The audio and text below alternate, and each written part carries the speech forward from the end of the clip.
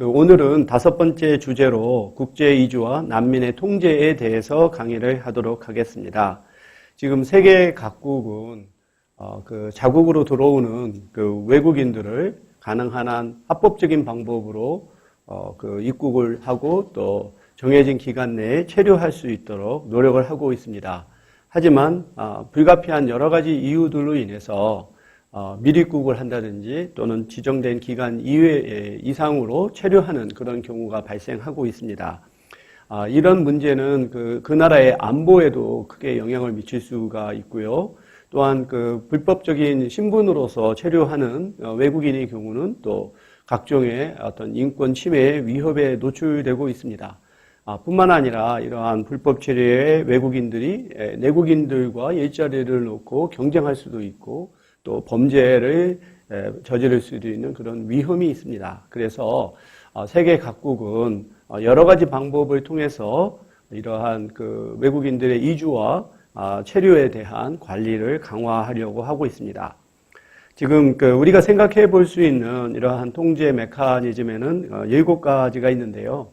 첫 번째가 이제 국경 관리를 강화하는 것, 두 번째로는 입국한 외국인들을 단속하거나 또는 필요하면 송환하는 경우, 세 번째는 이 불법 체류자를 고용하는 이 사용자를 제재하는 경우, 네 번째는 이 불법 체류자를 이제 사면을 통해서 합법화하거나 합법화의 길로 가는 양성화하는 그런 방법이 있겠습니다. 다섯 번째는 이제 이 외국인들이 자발적으로 이제 귀환하도록 지원하는 것이 있고, 여섯 번째는 이제 계절 노동자와 같이 이제 단기 취업 외국인 노동자들을 이제 도입하는 프로그램이 있고, 마지막으로는 이제 개별 국가 차원이 아니라 여러 국가들이 연합해서 이러한 국경 관리를 관리하는 그러한 방법이 있겠습니다. 이 국경 관리와 관련해서 아마 가장 세계적으로 이슈가 되고 있는 나라가 미국이라고 생각을 해요. 특히 이제 트럼프에 들어서서 이 멕시코 밀입자들을 이제 막기 위해서 어떠한 장벽을 설치하는 이런 것들이 되게 크게 이슈가 됐었는데요. 미국에서는 1970년대 초반부터 이 불법 체류 문제를 해결하기 위한 논의가 오랫동안 진행이 되다가 86년에 이민개혁 및 통제법이라고 하는 것을 제정을 합니다. 이것을 통해서 불법 체류자의 수를 줄이고 그리고 이제 고용주를 이제 제재하고 또 합법화의 3가지 방법을 이 법안에서는 제안을 했는데요. 이것이 이제 2001년에 9.11 테러를 경험하면서 보다 더 이 국경 강화를 이제 강화하는 방향으로 이게 이제 치우치게 된 것이죠. 그리고 또 이슬람권 출신 외국인들을 잠재적인 테러리스트로 인식을 해서 이들에 대한 단속을 더 강화하는 방향으로 나아가고 있습니다. 이것은 이제 미국만이 아니라 유럽에서도 마찬가지인데요. 이 EU에서는 생겐 조약에 의해서 회원국가 간에는 자유로운 이동을 보장하고 있지만 그래도 국경을 넘을 때마다 프론텍스라고 하는 이러한 국경 수비대를 통해서 그들의 신분을 이제 확인을 하죠. 그리고 또 이제 쉥겐 정보 시스템을 통해서 이 EU 회원국이 이제 외부 국경을 통과할 때마다 외국인들의 신원을 조회하는 거죠. 이 경우는 이제 EU 회원 국가의 국민이 아닌 제3국 출신자가 이렇게 EU의 이제 국경을 이제 통과할 때마다 이들의 외국인의 신분을 조회를 하고 그래서 어떤 경고 표시가 뜨게 되면은 이들을 입국을 거부하거나 체포하거나 하는 이러한 강화 조치를 취하고 있습니다. 그런데 이러한 국경 강화 조치에 대한 효과를 우리가 살펴보면 우리가 기대한 것만큼의 효과를 거두지 못한다라고 하는 거죠. 미국의 경우에서는 이러한 국경 강화를 했더니 이 불법 입국이 줄기보다는 오히려 외국인들이 입국하는데 어떤 소요되는 좀 위험이 더 부담이 된다든가 또는 비용이 더욱더 들게 된다든가 또는 한번 입국하고 나가면 다시 돌아오기가 어렵기 때문에 더욱더 장기 체류하는 이러한 문제가 발생하고 또 불법 입국을 도와주는 이런 미입국 조직이 이제 성행하게 되는 그러한 그 부정적인 결과가 초래되었다라는 거죠. 그리고 이것은 또 EU에서도 마찬가지입니다. 이런 국경 강화를 강화했다고 해서 이 그 불법자들의 규모가 주는 것이 아니라 다른 방법을 통해서 또 이러한 불법으로 입국하는 그런 사례가 늘어나고 있다라고 하는 것이죠. 그 코르넬리우스라고 하는 학자가 이제 이 이미그레이션에 대한 통제 메커니즘에 대한 연구를 한 학자인데요. 미국에서 이렇게 국경 강화 정책을 실시하는 어떤 목표가 있는데 그것이 실제로 나타난 결과를 이렇게 비교한 표가 있습니다. 이 표는 최서리 박사 외에 이민정책연구원의 정책 보고서에서 인용한 것인데요. 앞서 드렸던 것처럼 이렇게 불법 이주를 차단을 하고 그래서 국내에 거주하는 불법 외국인들의 수를 감소하려는 것이 하나의 원래 의도된 목표였지만 이것이 단지 멕시코하고 미국하고 이렇게 맞닿는 그 지역에서의 미입국만 는 것이 아니라 이게 다른 지역으로 풍선 효과처럼 확장이 됐다라고 하는 거. 그리고 이게 강화가 되니까 다른 방식으로 더 은밀한 방식으로 오게 되다 보니까 이 불법 이주 비용이 더욱더 늘어난 거. 그리고 일단 입국한 사람들이 이제 더 이상 나가지 않는 이런 장기 체류, 정주화 현상이 일어나더라. 그리고 또 미국에서는 이렇게 반이민 작용 활동이 눈에 띄게 증가하면서 결국은 이게 어떤 합법적인 공식적인 행정력이 아닌 어떤 사적인 단체에 의해서 이러한 통제가 이루어지게 되면 어떤 인권 침해 소지가 매우 늘어나겠죠. 그래서 마치 우리가 이솝우화에서 한 사람이 입고 있는 외투를 벗기기 위해 찬바람으로 더 강하게 하면 할수록 더욱더 아주 두껍게 옷을 입는 것과 같은 이치라고 볼 수가 있겠습니다. 다시 말씀드려서 국경 강화라고 하는 것이 전혀 효과가 없는 것이 아니라 그것만으로서는 우리가 기대하는 효과를 거두기 어렵다라고 이해하는 것이 좋겠습니다. 두 번째 방법으로는 사용자 제재가 있죠.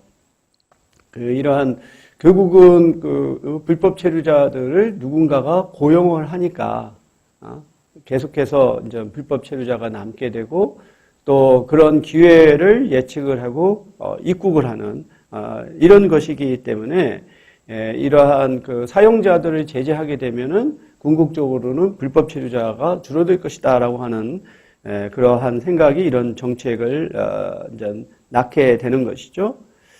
그래서 이러한 어떤 합법적인 문서 서류를 갖지 않고 또 지정된 기간 이상으로 체류하는 자들을 이제 고용하는 그런 비합법 불법 체류자들을 고용하는 사용자를 처벌하는 것이 이 정책의 의도인데, 근데 이것 역시 기대한 것만큼 효과를 거두기 어렵다라고 하는 거죠.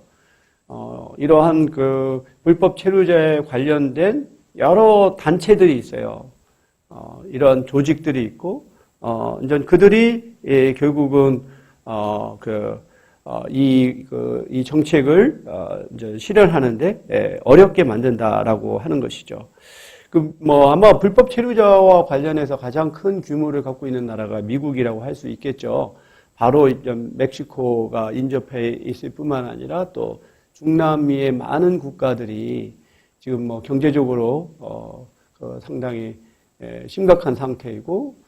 또 중남미 국가들 가운데서는 또 내전을 통해서 또 이러한 전쟁 난민들이 발생하고 그들이 이제 궁극적으로는 미국으로 들어오려고 하기 때문에 이런 불법 체류자의 수가 굉장히 많고 그래서 이제 미국 정부에서는 이게 공화당 정부이든 민주당 정부이든 상관없이 이러한 이 불법 체류자를 고용하는 사용자를 제재하는 그러한 정책을 지속적으로 전개해 왔습니다. 그래서 이 I-9 폼이라고 해서 이쪽에 종업원의 어떠한 취업 적격성을 입증하는 문서를 갖고 있어야 되는데 그것을 갖고 있지 않는 고용주들을 이제 처벌하는 그러한 정책을 전개하지만 이러한 사용자 제재 조치에 반대하는 세력이 한두 개가 아닌 상황이죠.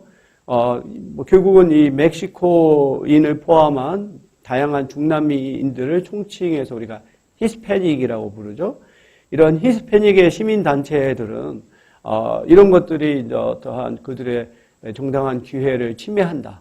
또는 그 단속하는 과정에서 인권 침해가 있고 또 이들을 이제 또 송환하는 과정에서 또 많은 문제가 있다고 하는 주장을 펼치고 있죠. 그리고 이제 사용자 입장에서는 이 I-9 폼을 갖추는데 상당히 이것이 재정적으로 또 행정적으로 부담이 된다. 그리고 결국은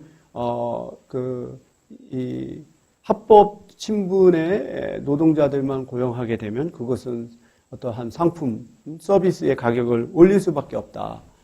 대체적인 것이 가장 아마 심한 경우가 이런 계절 노동자일 거예요. 우리나라도 마찬가지인데, 이제 농산물 같은 경우는 제철이 있어서 그때 파종을 해야 되고 수확을 해야 되는데, 그렇게 힘든 일을 사실 내국인이 하기 어렵고, 그래서 결국은 이렇게 불법 체류자들까지 고용하게 되는데, 결국 그들이 임금이 낮기 때문에 농산물 가격이 낮은 것이다. 라고 또 이렇게 주장을 하죠. 그리고 이제 미국의 최대의 노조인 AFL-CIO에서도, 과거에는 이렇게 불법 체류자들을 조합원으로, 이렇게 참여시키지 않았지만, 이제는 그들도, 조합원이 되었기 때문에, 영향력을 또 발휘하죠. 또, 가톨릭의 교회에서도 멕시코인들이나 중남미 사람들이 가톨릭 신자이기 때문에 그들의 교인 보호 차원에서 이런 사용자 제재 조치에 이제 반대를 하고 있습니다. 그런데 이제 최근에 미국에서의 이제 사용자 제재 조치의 성과를 한번 살펴보면 이게 말로는 그 사용자를 처벌한다고 하지만 2018년에 그 사례를 보면 형사처벌 받은 고용주는 11명에 그쳐요. 대신 12만 명의 이러한 불법 이민자들이 체포가 되고 형사 기소가 되었다라는 거죠.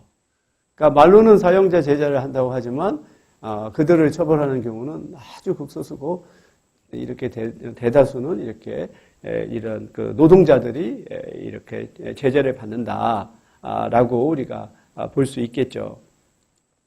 우리나라의 경우에서도 이 불법 체류자를 이제 고용할 경우, 이제 불법 고용주들을 이제 처벌하는 그러한 조항이 있습니다. 그래서 이 불법 고용주에게는 3년 이하의 징역 내지 2천만 원 이하의 벌금을 부과를 하고, 더 이상은 이제 고용 허가제와 같은 방법을 통해서 외국인 노동자를 고용할 수 없게끔 이 제한을 하죠. 그러니까 상당히 그러면 사실은 외국인 노동자 없이 어떤 공장을 돌린다든지 또는 농산물 같은 거, 어업 같은 데서 노동자를 확보한다는 것은 불가능해요. 그러니까 고용 허가제를 차단한다는 것은 거의 어떻게 보면은 고사를 하는 것과 같이 매우 강력한 정책이죠. 그런데 이렇게 또 불법 체류자를 단속하는 과정에서 보면 상당히 위험합니다. 이들이 저항하기도 하고, 그들이 도주하다가 부상을 당하거나 사망을 하기도 하고요. 두 번째로는 YTN에서 나왔던 이 고랭지 농사를 짓는 지역에서 아까 말했던 것처럼 이 제철 농사에 노동자를 확보하기 어렵기 때문에 결국은 정말 이들을 단속하는 것이 현실적으로 굉장히 어려운 그런 경우를 우리가 이제 볼 수 있죠.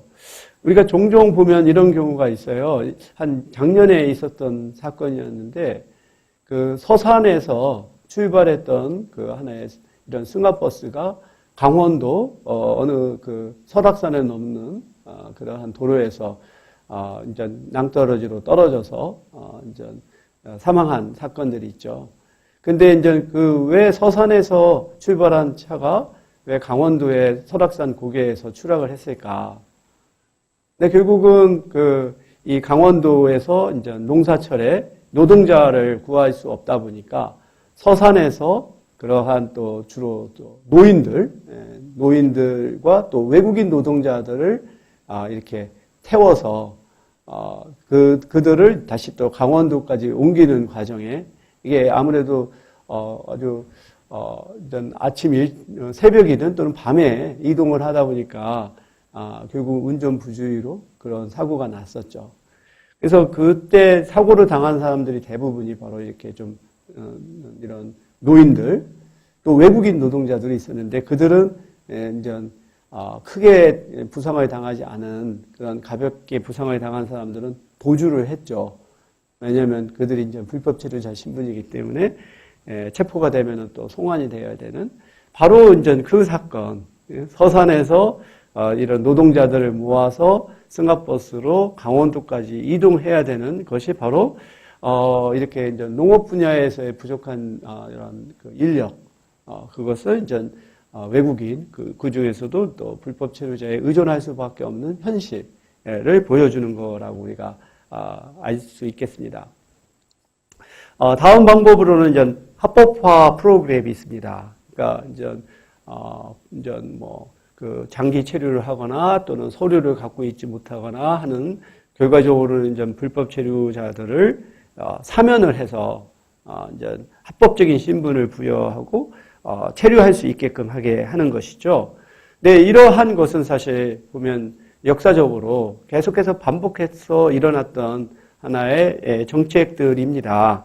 그러니까 유럽의 경우에서는 1973년부터 2008년 사이에 만 430만 명이 이렇게 합법화를 신분을 얻었죠.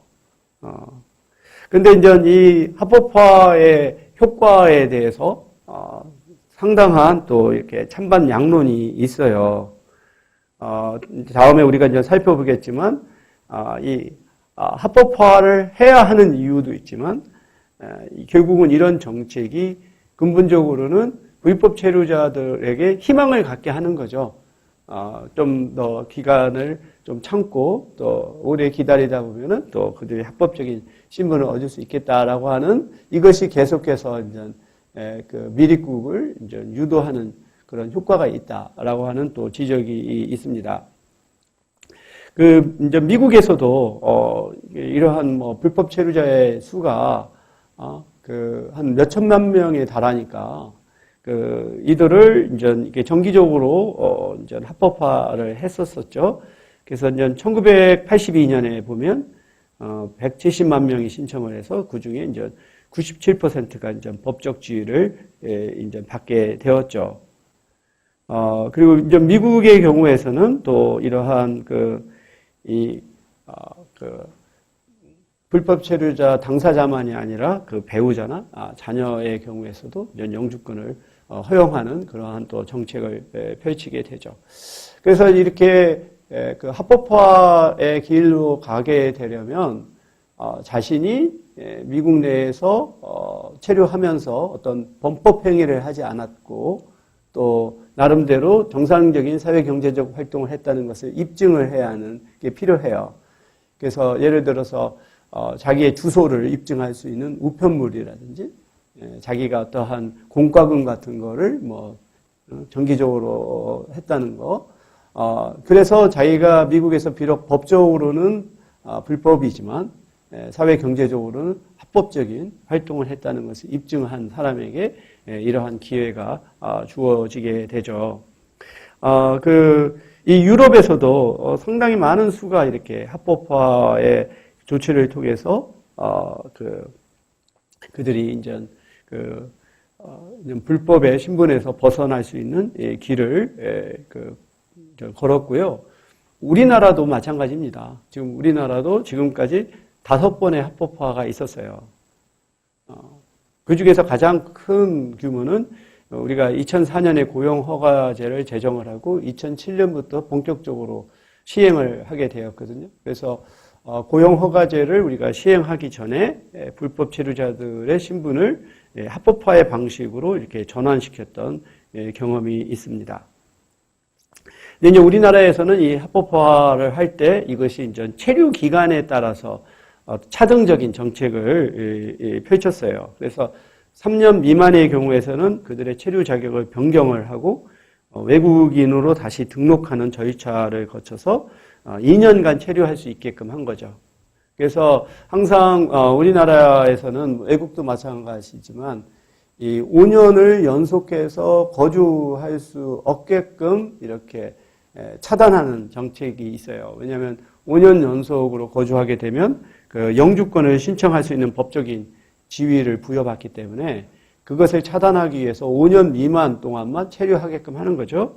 그래서 바로 이렇게 3년 미만의 체류자들에게는 2년 동안만 더 해서 5년을 채우지 않게끔 하는 이런 방법을 취했거나 또는 3년 이상, 4년 미만의 체류자의 경우에서는 출국을 하는 거예요. 출국을 하고 나서 다시 또 입국을 하면 다시 이제 5년을 또 새롭게 시작하는 이런 방식을 통해서 그들이 그래도 불법 신분이 아닌 합법적인 신분으로 체류할 수 있게끔 했죠.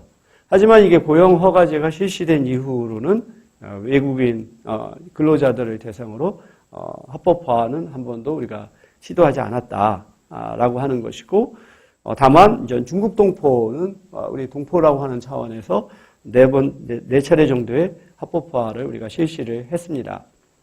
근데 이 합법화 조치에 대해서 아까도 우리가 논란이 많았잖아요. 이 반대론자들은 이 합법화가 결국은 법의 기반을 흔든다는 거죠.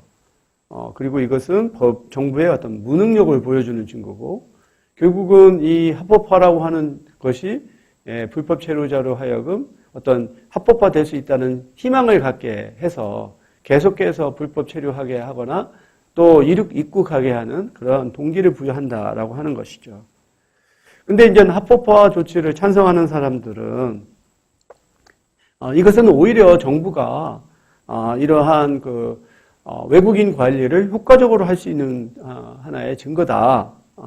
그리고 이렇게 외국인이 합법화가 되면 그의 어떠한 그 신분 자체가 안정이 되니까 그것은 또 취업의 안정성으로 이어지고 그것이 그의 사회 경제적인 기회를 더 향상시킨다. 그리고 결국은 이렇게 더 숙련된 노동자를 계속 우리가 고용할 수 있게 됨으로써 또 그것은 그 나라 경제에 이득이 된다라고 하는 주장을 이제 서로 펼치고 있는 것이죠.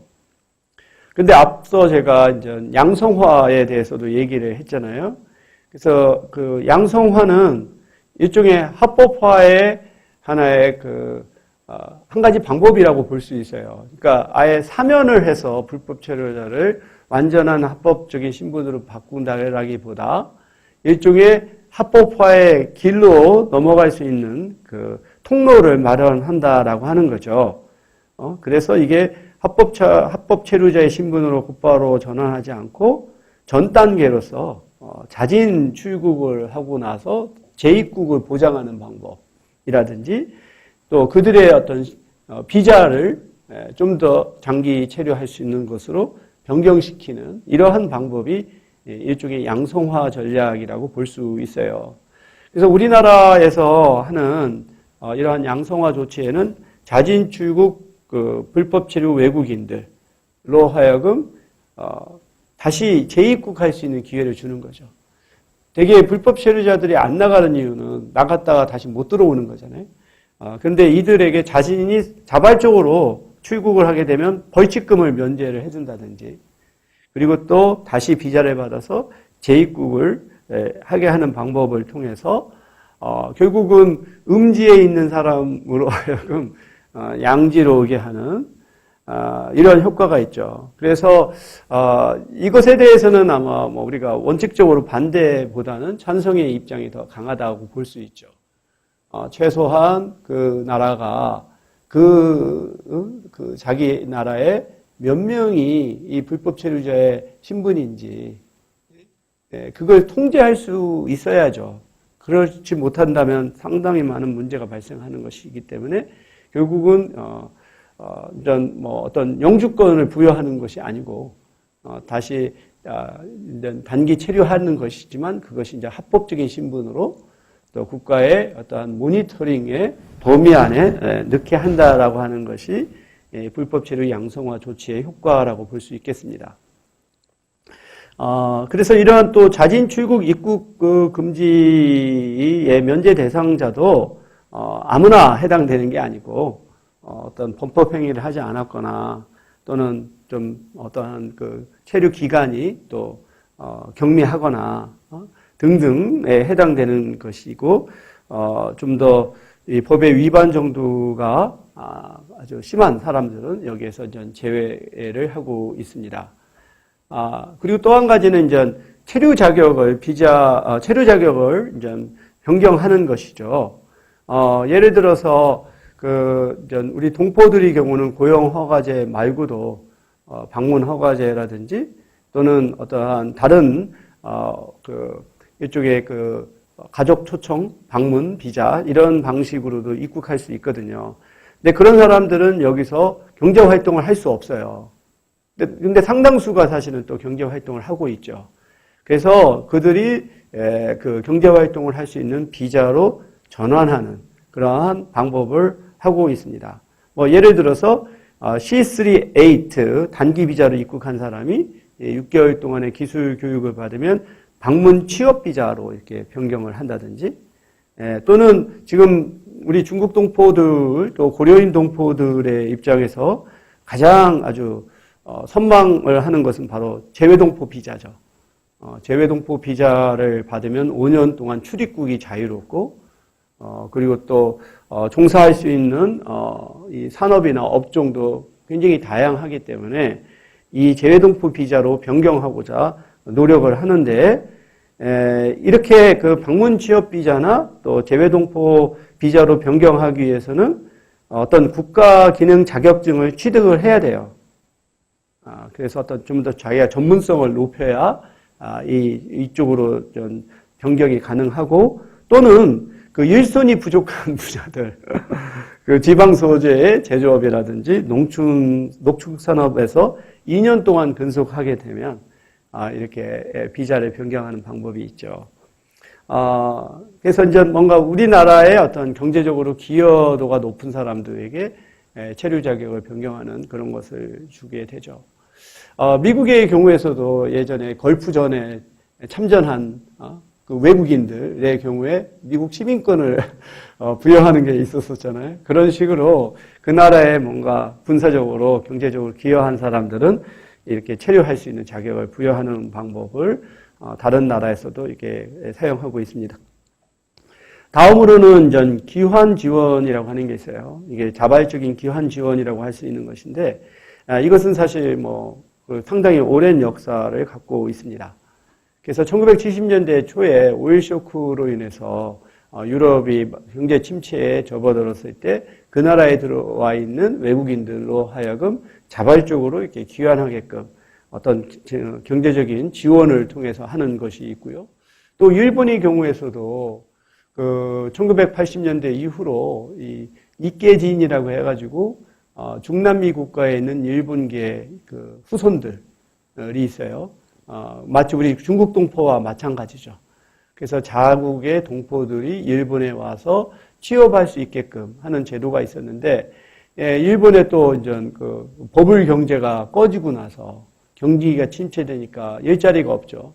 그래서 그들을 다시 또 그 중남미 국가로 돌아가도록 항공료를 지원하는 이런 것들도 이제 했었죠. 우리나라의 경우에서도 지금 이게 고용화제를 통해서 5년까지 이렇게 체류할 수 있는데 5년 미만까지, 그럼 그들이 다시 자국으로 돌아가서 창업을 한다든지 또는 어떠한 숙련공이 될 수 있도록 교육을 받을 수가 있어요. 직업훈련을 받아서 그들이 그 자국에서 다시 정착을 하거나, 경우에 따라서는 제가 작년에 그 베트남의 하노이를 방문한 적이 있었었는데, 베트남에서는 그 한국에서 이렇게 자국의 노동자들이 취업하고 송금을 보내는 것이 자국 경제에 매우 중요합니다. 그래서 베트남의 그 노동부에서 굉장히 이런 고용 허가제에 아주 큰 관심을 갖고 계속해서 자국의 노동자들을 보내려고 하거든요.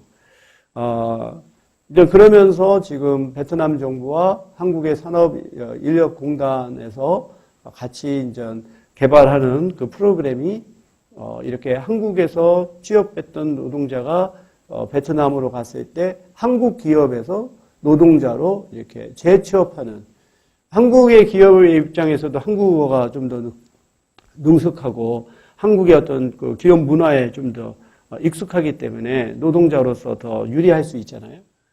그리고 또 이런 것이 되면 베트남 노동자들이 한국에서 불법 처리하지 않고 또 다시 자진 귀환할 수 있는 바로 이런 것들이 바로 귀환 지원 프로그램이라고 우리가 볼 수 있겠습니다. 그리고 다음번으로서 이제 보다 더 축소된 형태로 단기 취업을 하는 것이죠. 우리가 고용 허가제만 하더라도 5년 미만까지 체류할 수 있는 것이고, 또 지금은 이게 또 3년 더 연장할 수도 있고, 이런 것인데, 그렇게 되면 사실은 사람이 어느 한 곳에서 오래 살다 보면 정조할 가능성은 매우 크죠.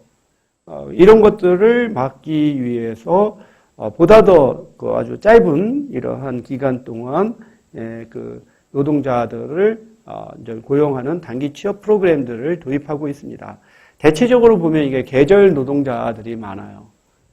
이렇게 그 농산물이라든지 또는 어업도 사실은 또 제철이 있잖아요. 그 어종에 따라서 많이 잡히는, 그때는 많은 인력이 필요하니까 그때만 단기적으로 사용하는 이러한 계절 노동자들이 있고요. 우리나라의 경우에서도 이 외국인 계절 근로자 프로그램을 또 실행을 하고 있어요. 이게 이제 농업 번기에 이런 일손 부족을 해결하기 위해서 단기간 외국인들을 합법적으로 고용하는, 이것은 고용 허가제와 별도의 하나의 프로그램이죠. 그래서 대체로 이게 농업하고 어업 분야에 있죠. 그러면 이들이 이제 3개월 내지 5개월 동안 이 체류를 하고 이제 그 시즌이 끝나면 다시 그 귀국하는 이러한 프로그램인데요. 사실 이제 이 농촌에 가보면 여러분도 알다시피 젊은 사람들이 없고 다 노인들밖에 없는 상황이고, 지금 예를 들어서 배추 같은 경우도 수확을 해야 되는데 그때 하지 않으면 다 썩어버리고, 정말로 그 임금을 많이 준다고 해도 또 내국인들이 가서 하지 않는 이런 문제가 있기 때문에 사실 불가피하다고 볼 수 있어요. 이제 그런데 이러한 제도가 또 굉장히 많은 문제가 있습니다. 우선은 첫 번째로 우리가 단기간에 부족한 인력을 보충한다라고 하지만 이 농업이라고 하는 것이 또 안으로 자세히 들여다보면 그때만 일순이 필요한 게 아니죠. 예를 들어서 파종을 하고 나서 수확하는 그 기간 동안 일순이 그냥 노는 게 아니죠. 또 관리도 해야 되는 것이고. 그래서 사실은 이게 농업이라고 하는 것이 우리가 3개월, 5개월간 끝나는 게 아니라는 거죠. 그러면은 정작 또 다시 필요할 때 그 인력을 확보하지 못하는. 그래서 이 단기 프로그램이라고 하는 것이 실제로는 이게 산업에 따라 이게 효과적이지 못하다라고 하는 문제가 있고요. 두 번째로는 이러한 농업 분야는 제조업이라든지 그런 것과 달리 어떤 모니터링을 하기가 굉장히 어려워요. 공장 같은 경우는 나름대로 어떤 표준화된 작업장 내에서 또 표준화된 어떤 노동 그 법에 따라 이제 불법 행위라든지 인권 침해를 우리가 이제 모니터링 할 수 있지만, 농촌 같은 지역에서는 떨어져 있고, 그러다 보니까 정말로 이 외국인 노동자들의 어떤 인권 문제가 이게 보호되지 못하는, 특히 열악한 게 주거 환경이죠. 이렇게 계절 근로자들을 위해서 어떤 숙소를 마련한다는 것을 기대하기 어렵지 않겠어요? 그래서 대부분이 이제 비닐하우스에서 이렇게 체류하는 이러한 것이 심각하고, 그래서 지금 외국인 노동자들의 어떤 인권 문제에 대한 여러 보고서를 보면 인권 침해라든가 노동 환경이 가장 열악한 것으로 알려진 분야가 어업 분야예요. 그리고 어업 같은 경우는 이것이 또 이러한 일반적인 노동법의 그 규제를 받지 않는 하나의 별도의 하나의 영역입니다. 그리고 또 어업이라고 하는 것이 농업하고 좀 달리 상당히 위험하잖아요. 뭐 배가 침몰할 수도 있고 바다에 빠질 수도 있고 이렇게 굉장히 위험한 상황에서 일을 하다 보면 사실 이 근로자들 사이에 또는 그 고용주와 근로자 사이에 사실 이런 갈등이나 긴장이 발생할 가능성이 매우 크죠. 그러다 보면은 이제 자기하고 뜻이 안 맞는다든지 의사소통이 안 된다든지 말귀를 못 알아듣는다든지 위험한 일을 제대로 못 한다든지 하게 되면 이제 욕설이 따르고 폭행이 따르고 하는 그러한 경우가 어업에서 가장 아주 빈번하게 보고가 되고 있습니다. 그래서 이러한 계절 근로자 프로그램도 상당히 불가피한 조치이긴 하지만 이것이 갖고 있는 한계와 위험성도 있다는 걸 우리가 볼 수 있겠고요. 우리가 또 한 가지 그 큰 이슈가 난민의 문제죠. 지금 전 세계적으로 난민의 수가 늘어나고 있고, 이제 이 난민을 둘러싼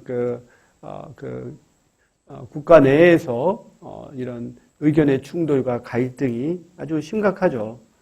우리가 2018년 2년 전에 제주도의 예멘 난민 사태를 보더라도 500명이 신청을 했지만 그 정식으로 난민 지위를 부여받은 사람은 2명에 불과하거든요. 마치 우리가 태산명동에 서일필이라고 하는 말이 있죠.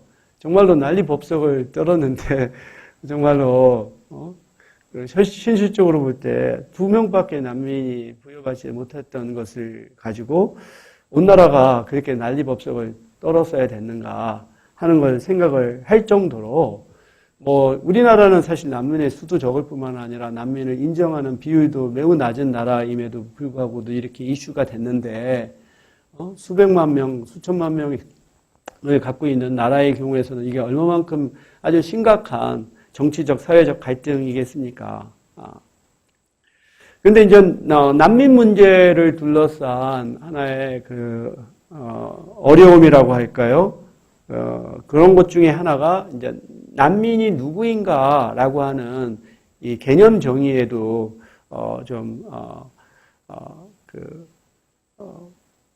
원인이 있다고 생각을 해요. 근데 실제로 보면 난민 지위를 부여받는 것은 매우 어려워요. 그러니까 실제적으로는 누가 보더라도 난민이지만 해당 국에서 그가 난민이라고 인정하는 경우는 아주 극히 제한적인, 아주 밑에 나와 있는 이러한 개념을 아주 100% 입증한 경우에만 난민을 부여하게 되는 거죠. 여기서 보면은 이제 난민의 정의는 인종, 종교, 민족, 특정 사회 집단의 구성원 신분 또는 정치적 의견을 이유로 박해받을 수 있다고 인정할 만한 충분한 근거가 있는 공포로 인해서 국적국으로 돌아갈 수 없거나 돌아가기를 원하지 않는 그런 사람이 되는 것이죠. 그래서 여기에서 보면은 이게 난민으로 인정받으려면 어떤 정치적인 이유로 또는 그의 어떤 신분적인 이유로 인해서 위험에 처해져 있는 경우인데 이 경우에 이제 어찌 보면은 다수에 속한다고 할 수 있는 경제적인 동기를 가진 사람은 난민으로 인정을 하지 않는다는 거죠. 이제 그러기 때문에 우리가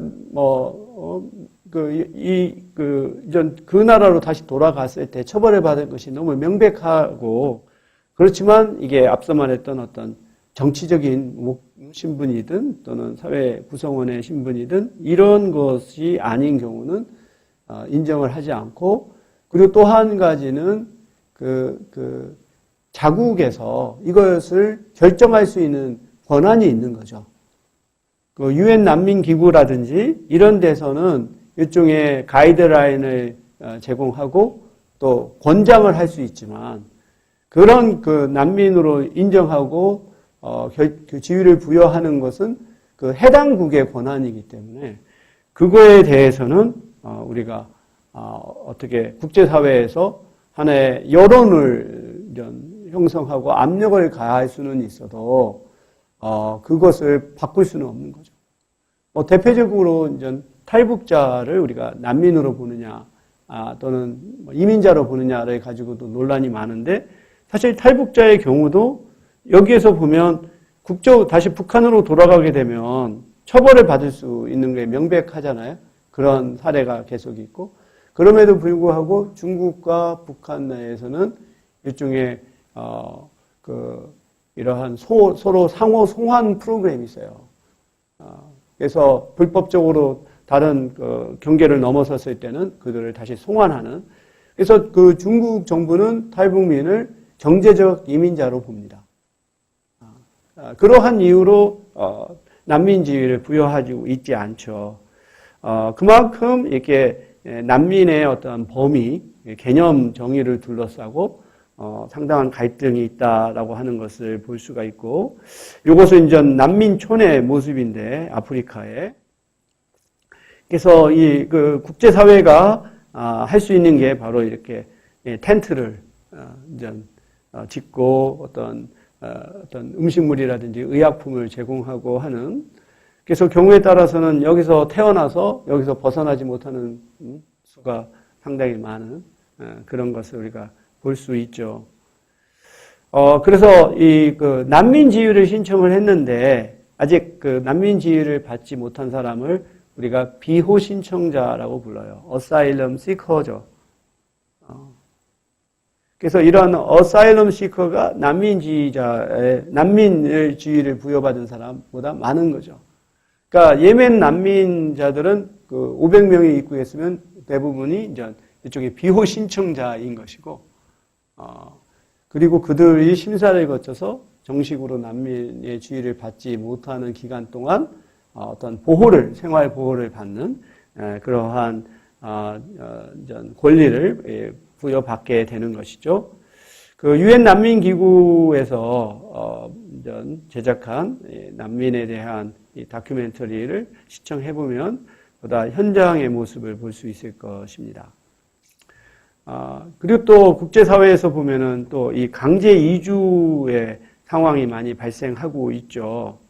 그 대체로 보면 이게 전쟁으로 인해서 또는 종족 간의 갈등으로 인해서 이들이 이제 불가피하게 다른 국가로 이동을 하게 되는 우리가 로힝자 그 난민의 경우도 결국은 그 미얀마에서 어떤 마치 그 종족 그 청소와 같은 일로 인해서 방글라데시로 이제 이동하게 거기서 이제 난민촌을 형성해서 생활하는 이러한 이 강제 이주의 상황도 있습니다. 그래서 이런 난민 문제가 일시적인 문제가 아니고 장기적이고 지속적인 문제가 되면서 일종의 이제 난민 체제가 이제 형성을 하죠. 그래서 이것이 이제 어느 한 나라의 난민 송출국이나 수용국의 문제가 아닌 그 이해관계가 달려 있는 또는 영향을 받을 수 있는 그런 국가들이 하나의 그 지구적인 기구를 만들어서 관리를 하게 되는 그러한 경우를 우리가 이제 난민 체제라고 볼 수가 있어요. 이러한 국제 난민 체제는 2차 세계 대전을 거치면서 이제 본격화되었죠.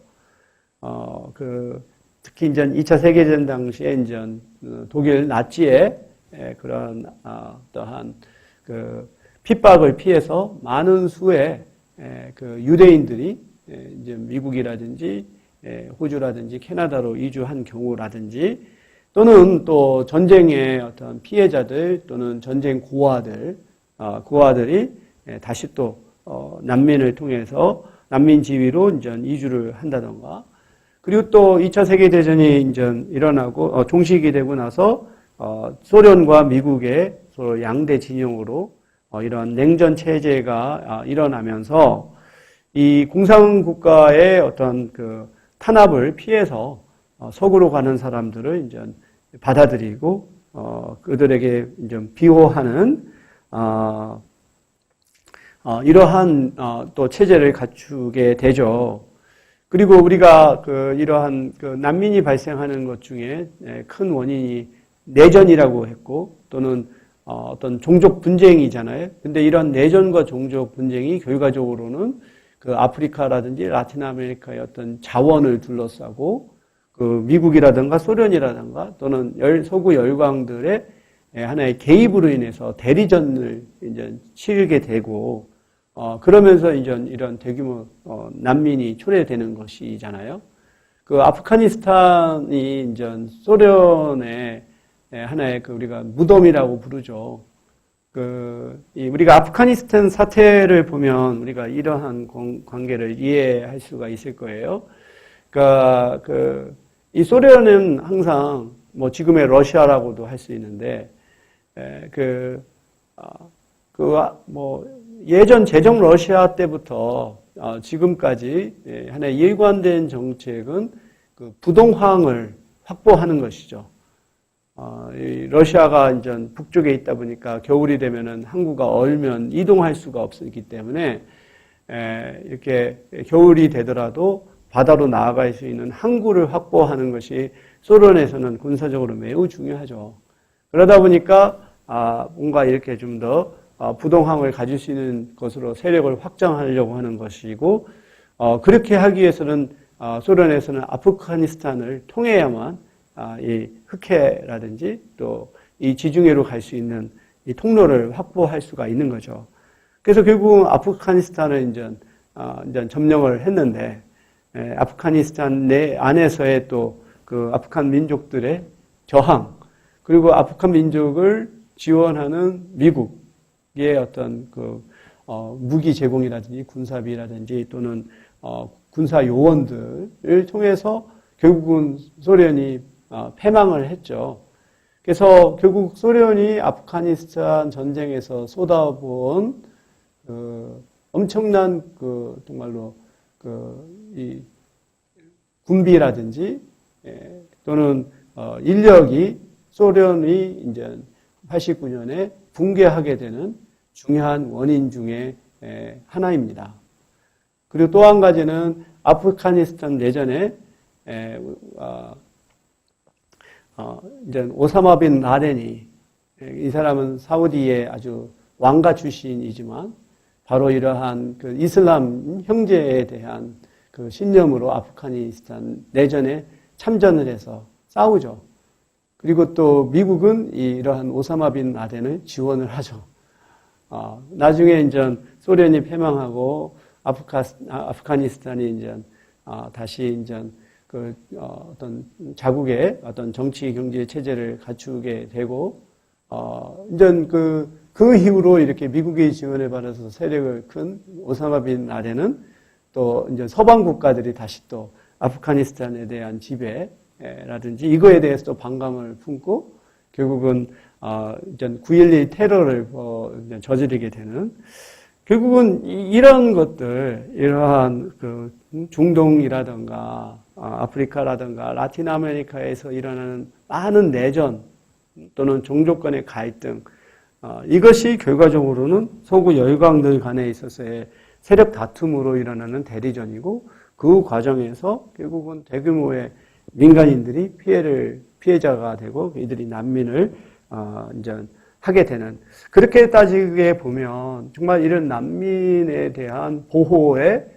이러한 이해 당사국들의 책임이 있다고 볼 수 있어요. 이건 단지 인도적 차원에서 보호해서가 아니라 이런 난민이 발생하게 대한 근본적인 책임을 이런 서구 열강들이 일으킨 것이기 때문에 그들을 보호하는 것에 대한 응당 책임이 있다. 상대적으로 우리나라의 경우는 그게 직접적인 책임은 없겠죠. 하지만 우리가 국제사회에 존경받는 하나의 구성원으로서 인정받기 위해서는 그런 국제사회의 규범과 표준을 따를 필요성이 있다라고 하는 것이죠. 그래서 이렇게 해서 발생했었던 난민들, 비호 신청자들이 중남미와 아프리카, 아시아의 분쟁 지역을 벗어나서 유럽과 북미로 직행을 하게 되는 것이고, 그리고 또 이 구소련이 붕괴하고 나서 과거에는 구소련의 하나의 연방 공화국이 있었던 나라들, 거기서는 아주 그 공산당의 강력한 지배하에서 그 여러 민족들, 여러 종교 집단들이 겉으로는 그래도 평화로운 단결된 모습을 보였지만 그 공산 체제가 붕괴되면서부터는 뭐 알바니아라든지 크로아티아라든지 보스니아, 유고슬라비아 뭐 이런 나라가 이제 분열이 되어 가고 그 안에서 또 이제 전쟁이 일어나고 하는 이러한 사태들이 이제 발생을 하게 되죠. 그래서 유럽에서 난민에 대한 조치들을 보면 뭐 우리가 유럽 요새라고 말을 하는 것처럼 이 갈수록 이런 난민을 받아들이는 데 있어서 더 인색해지고 또 그들을 인정하는 그러한 비율에 있어서도 또 떨어지고 또 유엔 난민 협약을 해석하는 면에서도 과거보다 더욱더 제한적으로 가는, 이것은 이제 자국 내에서 일어나는 반이민, 반난민 정서로 인해서 이러한 조치가 일어나고 있다라고 볼 수 있고요. 미국도 갈수록 난민에 대해서 더욱더 좀 폐쇄적인 방향으로 나아가고 있다. 1975년부터 2000년까지 보면 미국에서는 좀 130만 명의 인도 차이나 난민을 포함해서 200만 명의 난민을 수용을 했어요. 그러니까 사실 이 부분은 좀 미국이 베트남 전쟁에 대한 책임인 거죠. 베트남이 남베트남, 북베트남으로 이렇게 좀 분단된 상태에서 북베트남은 소련의 지원을 받고 남베트남은 미국의 지원을 받고 전쟁을 펼치고 결국은 그 과정에서 미국은 좀 부패한 남베트남 정부를 주둔하고 무제한의 이제 군사비와 무기를 쏟아 부었어도 결국은 그 민중의 지지를 받지 못하는 그런 정부를 지지한 이 결과로 인해서 결국은 그 패망하고 말았잖아요. 이제 그런 상황에서 이제 공산화된 베트남을 벗어나서 나간 것이 우리가 보트 피플이죠. 이 보트 피플들이 이제 작은 배에 타고 배대로 나갔다가 폭풍에 침몰하거나 해적한테 피해를 당하거나 또는 홍콩이나 그런 데 도착해서도 받아들여지지 않고 다시 내보내주고 이러한 상황이 있었었죠. 그래서 이제 미국에서는 상당히 이런 베트남이라든지 또는 캄보디아 난민이라든지 또는 특히 이제 미얀마의 이제 몽족들, 몽이라고 하는 또 종족이 있어요. 그들은 고산지대에 살던 사람들인데 이들이 이제 자기들이 살던 땅에서 소수민족이기 때문에 차별을 많이 받았죠. 그래서 이제 미국이 이제 꼬드긴 거예요. 너희들이 이제 이 전쟁에서 우리 편에서 공산당과 공산주의자와 싸우면 우리가 독립을 해주겠다. 그 말을 믿고 이들이 미국의 하나의 그 협력군으로서 했지만 결국 전쟁이 끝나고 나서 그들은 전 역적이 된 것이죠. 이제 그들을 이제 받아들이게 된. 그래서 미국에서는 자신들의 죄과도 있고, 그래서 상당수의 이런 인도 차이나 난민들을 이때 받아들입니다. 그래서 미국에서 이러한 이민자 연구에 있어서 베트남인, 몽족 또는 캄보디아인들의 정착에 대한 연구들이 많아요. 그 중에서 베트남 난민자들은 상당히 성공적인 이민자로 인정을 받아요. 그래서 그들이 초기에는 굉장히 어려움이 많지만 그래도 경제적으로, 교육적으로 정착을 하고 이들이 다시 이제 베트남으로 귀환을 하죠. 그래서 베트남과 미국은 사실 철천지 원수임에도 불구하고 결국은 좀 베트남이 개혁 개방을 하면서 미국과 국교를 수립하고 자본주의를 표방하면서 이렇게 어떻게 보면 자기 나라를 떠났던 보트피플들이 다시 베트남으로 귀환하면서 이들이 베트남의 경제 발전에 크게 기여하고 있다. 이제 그렇게 생각해 보면 우리가 난민이라고 하는 것이 그 당시에로 보면은 받아들이는 나라의 입장에서는 짐이고 부담이죠. 하지만 베트남 난민의 경우에서 보면 그들이 미국 내에서 정말로 성공적인 이민자 집단으로 이렇게 거듭나는 것을 보면 우리가 조금 더 좀 장기적인 그 관점을 가져야 되지 않을까 하는 생각을 갖습니다. 뭐 이러한 그 난민에 대한 그 세계 각국의 배타적이고 그 우호적인 것은 뭐 호주의 경우에서도 마찬가지고요. 호주는 아시아의 국가로서 상당히 많은 난민들을 받아들였어요.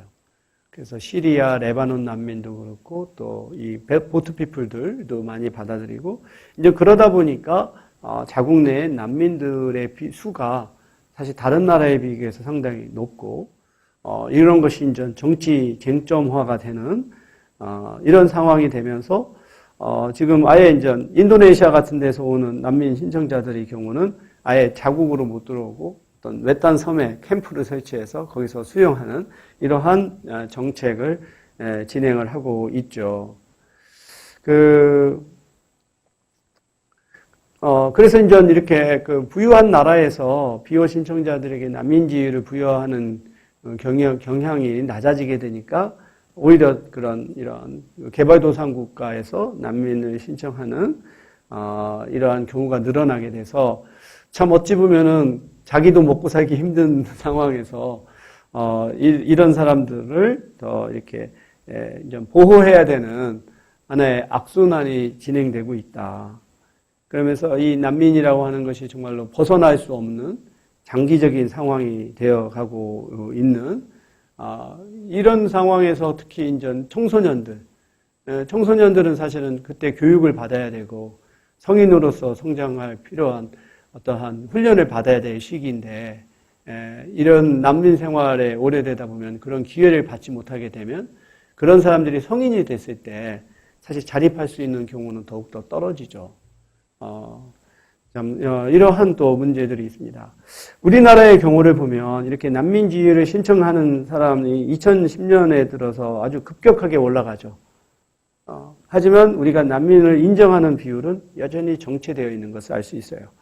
그래서 2015년 12월 기준으로 우리가 난민을 인정하는 비율은 3.8%에 불과하다. 근데 이것을 한번 다른 나라들과 비교를 해보면 얼마만큼 우리가 낮은가를 알 수 있어요. 지금 이게 2014년 통계인데, 이 터키가 난민을 인정하는 비율이 가장 높아요. 이것은 이제 바로 이렇게 중동에서 있는 난민들이 정착하는 곳이 터키이기 때문에 그런 것이죠. 그래서 터키를 제외한 다른 나라들을 보면 대체로 이제 좀 이렇게 그 서구 국가 중에서도 좀 사회 민주주의의 전통이 강한 나라들.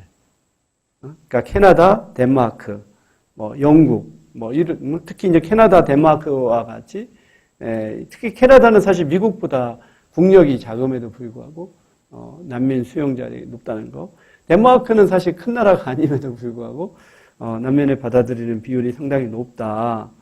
그래서 우리가 대체로 이탈리아라든지 그걸 보면 10% 이상의 난민 인정률이 있죠. 근데 우리는 4.26. 일본의 경우는 한국보다 더욱더 인색한 것을 볼 수 있어요. 그래서 한국과 일본은 사실 이게 뭐 경제 빅10에 들어간다라고 하는 나라이지만 이런 난민 인정과 같은 국제적인 규범에 비춰볼 때 굉장히 뒤처져 있다라고 볼 수 있겠죠.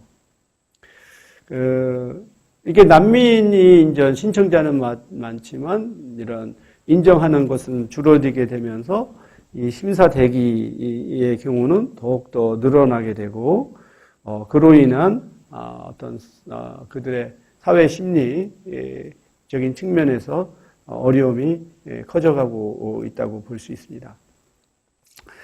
우리나라는 일찍이 난민 보호 그 협약에 가입을 하고 96년부터 이렇게 난민을 받아들였지만 여러 가지의 문제들이 있죠. 첫 번째로 난민을 이렇게 심사하는 그러한 인력이 아주 턱없이 부족한 거죠. 그러니까 인력이 부족하다는 얘기는 사실 그게 우리한테는 우선순위가 아니라는 것일 수가 있어요. 그래서 굉장히 이러한 난민을 인정하는 절차에 있어서의 투명성이 결여되어 있고, 이 프로세스가 굉장히 복잡하고, 그들이 이제 난민 지위를 부여받기까지 이제 뭐 보호되거나 구금하는 절차가 상당히 엄격하고 있다. 이러한 것이 이제 하나의 문제점으로 이제 나오고 있습니다. 그래서 앞서 말했던 것처럼 우리나라가 이런 OECD 국가로서 난민 인정률에 있어서 이제 거의 꼴찌 수준이다라고 이제 말할 수 있겠죠. 끝으로 우리가 이제 이러한 뭐 국경 관리라든지 하는 데 있어서 자국이 개별적으로 하는 것이 아닌 국가 간의 연합을 통해서 하는, 이것을 우리가 지역 통합이라고 합니다. 그래서 양자 간의 조약이나 지역 내 협약을 통해서 이제 국제 이주를 규제하려고 하는 이러한 그 방법이 이제 지역 통합적인 것이죠.